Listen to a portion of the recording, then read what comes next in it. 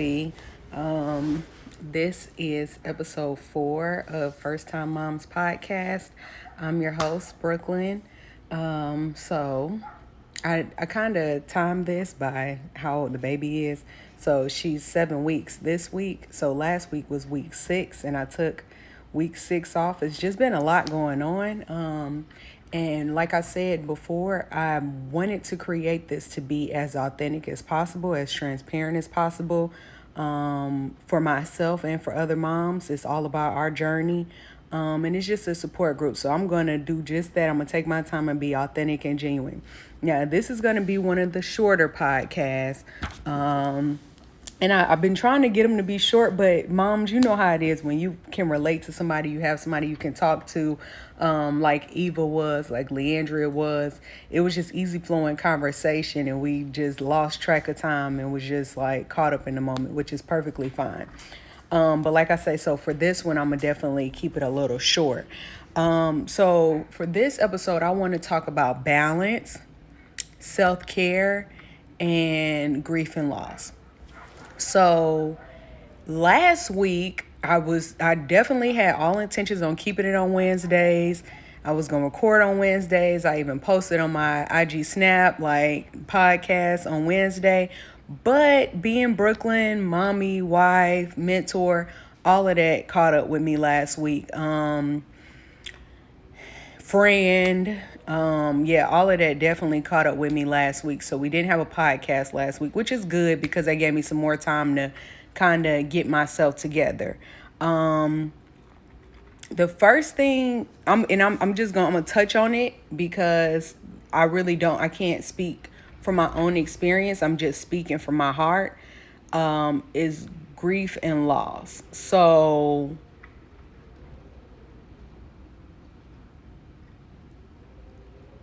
bear with me. This one is definitely going to be a rougher podcast. I definitely want to take this time to bring mention to. I have a cousin, Jamie. I want to bring mention to Jamie, my friend Jay, for many years. Both my grandmothers, Grandma Bonnie, my mom's mom, Grandma Diane. Amber. Amber's gonna be a co-host on a future podcast. Let's see. Even Tisha Fly.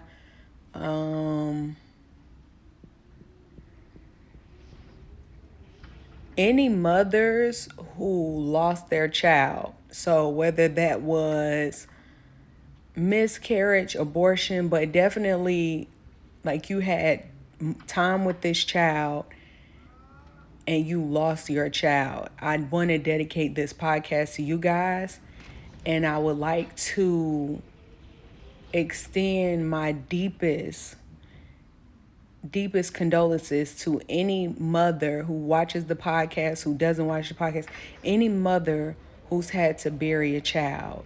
I don't know what miscarriage is like. I don't know what abortion is like, but I know that spending time with this child, developing feelings for this child, caring for this child, and then losing them at whatever age, for whatever reason, no matter what kind of mom you were, hurts. Auntie Katie, hurts.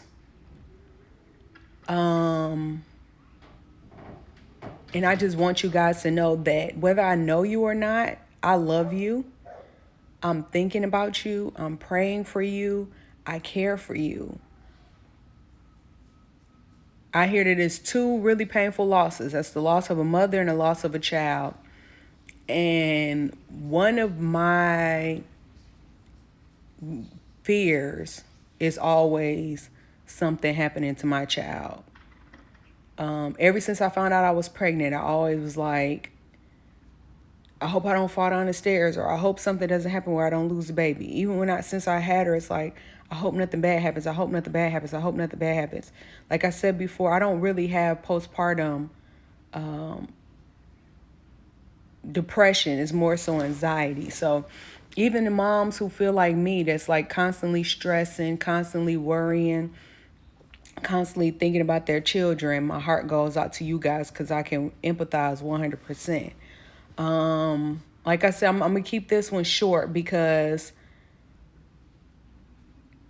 I can't relate, but I can feel. So I definitely sympathize, care, love. I'm really thinking about you guys. Like I said before, I'm praying for you guys, and I hope that God is with you and can heal your heart and help you through your time of grief.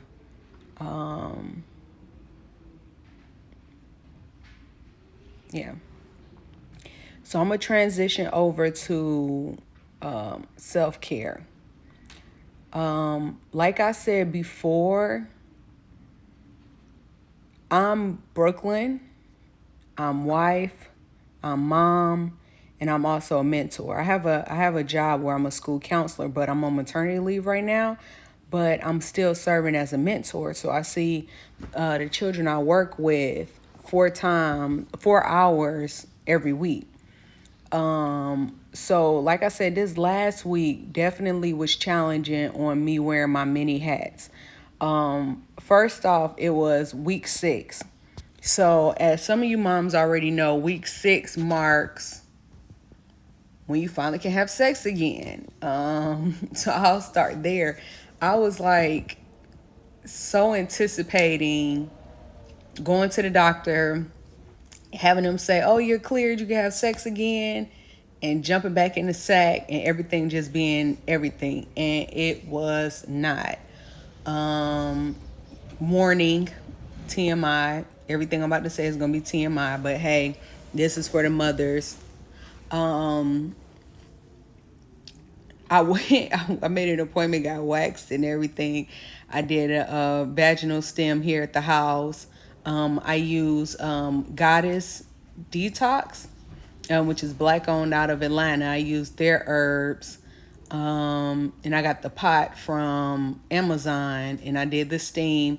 I think I did it. I don't think I did it correctly. I don't think I knew what I was doing, but it felt good and a little refreshing. I don't think I sat there that long. I know you can go up to 20 minutes. I probably sat there maybe like 8 minutes. I should have set a timer and did something with myself, but I was so bored.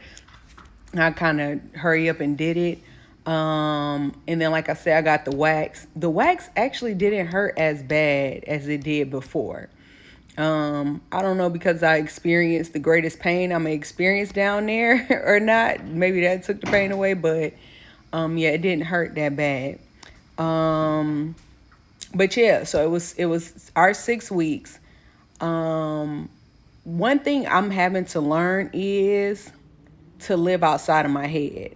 So in my head, it was, oh, I'm gonna be able to be reunited with my husband in this way, and we're gonna just love each other. It's gonna be passionate. It's gonna be romantic, and we'll be bonded again. Like I was just thinking about all of these romantic things that was gonna happen. Like, oh, it's 6 weeks. I was counting down the days, the hours. We still had the baby, so I didn't think it was gonna be too romantic because it was just us with the baby. So it was like, I'm gonna put the baby to bed a little early, kind of set the mood around the house, give me some wine, all of that just for it to be a disaster. Um, I went to the doctor, she cleared me that day, but she said that it was a certain part that kept overhealing that was kind of still sensitive. So the whole time I'm like just tense because this is the first time something's happened down there since I pushed Evelyn out. So I literally was tense throughout the whole experience. And then she wakes up. And I don't know if she felt that I was tense, or I don't know if she felt that we were like trying to get back to what we usually do as her parents. But she definitely woke up just like she just woke up again. Let me switch rooms, but I'm still recording. She woke up and was like, hey, it's Evelyn, guys. Wake on up. Stop what you're doing. Or I'm sorry, not wake on up. I'm awake. Stop doing what you're doing. Pay attention to me now. So we tried some other things, but like I said, we were unsuccessful because we had to get back to parent duty. Um, I say all of that not to just tell y'all my business and have my business out there. I'm sharing it because as wives, girlfriends, baby mama, whatever you consider yourself, it can be very hard. Let me switch around. Ugh. Look at her, she's smiling. It can be very hard trying to juggle. Hey, babe. Hey, you had a good nap? Yeah. Hey, you excited? It can be very hard trying to. Whoa. Let me show you the baby. I know y'all want to see her. Say hey. It can be hard trying to like juggle those different roles. And like as a wife, I wanted to be able to be intimate with my husband because um you know, you just had a baby. The last time you were intimate was before the baby. I guess like I'm saying in that way, you guys know what I'm talking about. So I kind of wanted to like push myself rather than giving myself the time to heal without any type of timer or reminder or anything like that. Same thing with the baby. Like I didn't really give myself much of a chance to just appreciate the pregnancy full on. It was more so like, all right, I'm ready. It's 40 weeks now. That's what the clock says, or that's what the calendar says. So it's time, just like with the 6 weeks. It's 6 weeks now. It's time. And it's like, no, listen to your body, trust your body. Your body will never steer you wrong. So with that being said, we weren't successful like I hoped that day, but a couple of days later we tried again and we were more successful. But I was able to relax more then. The baby actually slept for real, and she slept for a long time too that night. And I'm pretty sure it was because she knew that I wasn't like stressing or trying to do too much like what I was trying to do before. Um, let's see. The second part is, oh, and then of course being mom, you're always the baby, especially if it's your first baby. This is my first baby. So I'm always, oh my gosh, the baby gotta eat. Ain't I babe? Look, she's smiling. Yeah, the baby gotta eat. She love to eat.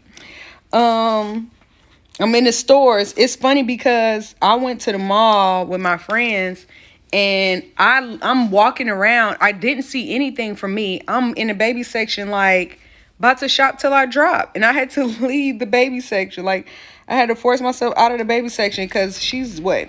She'll be 2 months next month. So she's between 0 and 3 months clothing, 3 months to clothing.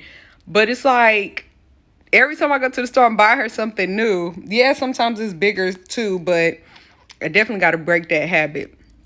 But a part of self-care, the things that I do is I went to the gym for the first time yesterday.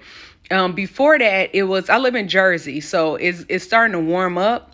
So on the warmer days, I will put the baby in a stroller and we would go for walks. Like I have some weighted leg weights. So I put those on and we went walking, which definitely helped. It helped with getting out of the house. It helped with clearing my mind. It helped with clearing like just a bunch of different stuff I had going on. Like it freed me up. Then too, I have the baby with me, so I don't feel like I'm bombarding my husband's schedule or making him watch her or anything like that. Because that's another thing too, is as mom, I feel like yes, she's my husband's child too, but like she's my child. So I don't ever want to inconvenience him and I don't ever want her to be an inconvenience to him. So whatever I can do, I try to do right then and there. So it before I leave, it's like, all right, let me feed her, let me change her, let me make sure she's good to go before I leave, because I don't want to leave and then she's here hollering the whole time, or he has to change her diaper. He's working from home too. So I don't ever want him to feel like it's a lot that he has to do with the baby also. Which if you feel that too, let me know, because I know I'm not alone. But yeah, so working out. I got a big old jug of water. I took it out there to the couch with me, but I ended up coming back to the room. But I got a big old jug of water. I am trying to drink a gallon a day. Um, I don't know why. Just sometimes it just don't click. Like sometimes that gallon is not going down. But I definitely try. Eating healthy. I started back eating later. Like I started back like um having midnight snacks like I did when I was pregnant. And it was funny because when I was pregnant, I always used to be like, it's okay, I'm pregnant. It's okay, I'm pregnant. But when I'm not pregnant anymore, I can't do this anymore. So I told myself, all right, 10 o'clock, I'm cutting it off. I can't have no snacks.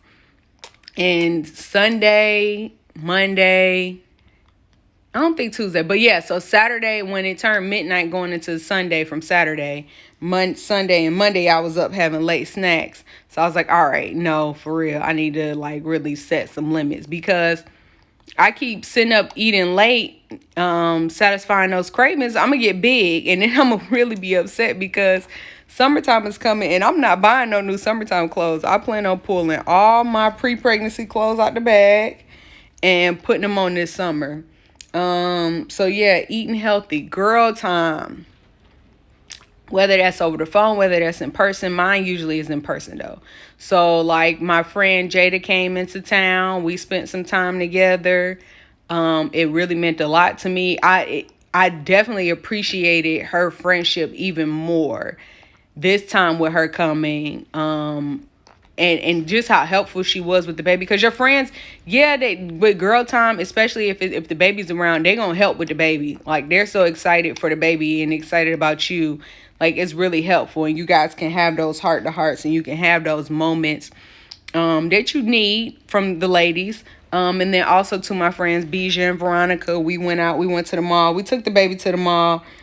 She cried here and there, but for the most part, she did good. But that helped too. Like going to the mall definitely helped. Getting out the house, a change of scenery, different people to vibe ideas off of. Just almost like remembering who you were kind of thing, like before the baby. Because like I said, it definitely can become overwhelming. It definitely can be like, I'm just mom now. Like, I wish I could be more. I wish I could do more. It's okay, babe. Come on. And let's see. So I said that to getting out of the house. So what I like to do is go for those walks with the baby, but I also will put her in the car and go like run errands with me. Like I know it's COVID and stuff like that. I just try to stay optimistic, but at the same time too, a little cautious. So we don't really go too much inside of, I was about to lie. Yes, we do. We was just in Target together. She was asleep. So when she sleep, I'll put like my jacket. I have my jacket. I put my jacket around her car seat. Or I'll put a blanket or a swathe or something I'm putting around the car seat. So it's like kind of hard for stuff to get in. That's like her face mask, but for the whole entire car seat, which goes on a stroller. And then too, making appointments. Like these last 2 weeks, I'm so proud of myself. Like I feel bad because I left the baby here with my husband a little longer than I usually do. But for the most part, I'm proud of myself because I'm taking care of myself. Like I had my appointment with the orthodontist. You see, I got Invisalign. I had a regular dentist appointment. I was due for my 6-month cleaning. I made a hair appointment. You guys can see I have a different hairstyle, which definitely helps me feel better because I can see how long my hair is now thanks to the baby. Like I said, I made that wax appointment. I made the OB appointment for the 6-week checkup. I had my physical, not all in 1 week or all in one day. This has definitely been spread out since she's been here. Why are you making that face? It has been. It has been. I wish I could show y'all her face, but I'm a little exposed at the moment. And I know that not just mommies watch this, so I can't show you. But yeah, make your appointments, take care of yourself because husband and baby needs you, friends need you, job needs, everybody needs you, and you need you. So make sure you're doing what you can to take care of yourself. Even if you need to make an appointment with yourself to like meditate or something. Like, I don't meditate as much as I should, and I don't like read the word as much as I should or anything like that, but I definitely am doing a lot better. So like, even with Sarah Jakes, like, I love putting on a Sarah Jakes sermon. So I don't do a lot of TV watching. I kind of cut back on TV watching. I feel myself getting dumb, if that makes sense. So I stopped watching as much TV, and I try to read, but it's too time consuming. So what I'll do is maybe watch Sarah Jakes here and there. I'm on my phone, talking to different people. That's another thing too. People gonna get you with those FaceTime calls. It's okay if you don't answer everybody who want a picture of the baby. It's okay if it take you a little time to get back to folks. Ain't nothing wrong with that. Do what you can without stressing yourself out. Which leads me to get an agenda. I love my agenda. I love putting stuff down on my agenda. I'm more of an organized person, so that's why I say that. Not to say that anybody who doesn't keep up with their agenda isn't organized. For me, it just works for me because I definitely will miss out on some stuff. Like even with my girls' day. So I was supposed to go out with the girls on Monday, but I forgot I had my mentees. I didn't consult with my agenda. So I had to let my girls know we had to reschedule so I could see my mentees. But it all worked out. Let's see. I think I covered everything for the most part. I'm looking at my notes, guys. Please forgive me, you guys. This is my first podcast. This is my first time being able to put these things together. So, and this is the beginning. I definitely speak and believe, and I'm going to call into existence that this podcast will definitely be successful. That this podcast will reach millions of mothers. That this podcast will touch, impact, help out millions of children by helping their mothers. I believe that this is definitely going to work out, so I'm definitely going to stick with it. I'm going to try to stick with my weekly podcast. I'm definitely going to be reaching out to have more guests on. I have friends that are like one of my friends in particular is just like, Bree's like, this person to be good, that person to be good. And I really appreciate that. So if you guys ever have ideas, suggestions, guests that you think should be on the show, please let me know. Because like I said, this is for us. This is not my own thing where my name is all over it. Where I'm trying, that's no shots at nobody, but where it's all for me and for profit. It's not. As you can see, it's really just me on IG Live using what I have, posting it on my Instagram. But please share. Please, please, please share. I made my page public. It used to be private, but I made it public so everybody can see what we're talking about, what's going on, so they can benefit from it.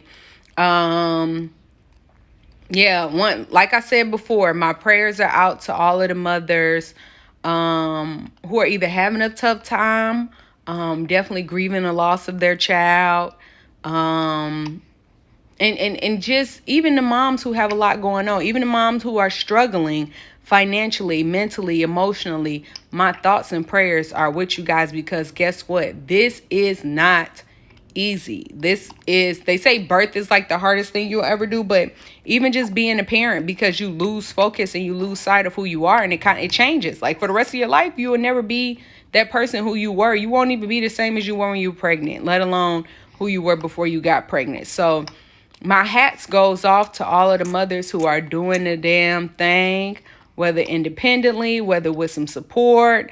However you are doing it, if you are doing it, your child is happy and healthy, you are happy and healthy, you are doing it. Make sure that you, moms, are happy and healthy. Do what you got to do to secure your happiness and your healthiness. I'm praying for you guys. I love you guys. Thank you so much for tuning in. Thank you for the support. If you've seen episode 1, 2, 3, and 4 up to this point, I really appreciate you guys. If you've been sharing, I really appreciate you guys. Until next week, I bid you adieu. No, that's what Joe Budden says. I'm not going to take his stuff. But yeah, definitely make sure you're taking care. Keep yourself, whatever your name is, I'm Brooklyn. Let you be your priority. Take care of you. Then you can take care of your spouse or child, whichever one comes first to you, or a pet, or friends, or whatever comes next to you after that. But take care of yourself, ladies. Love you. Bye.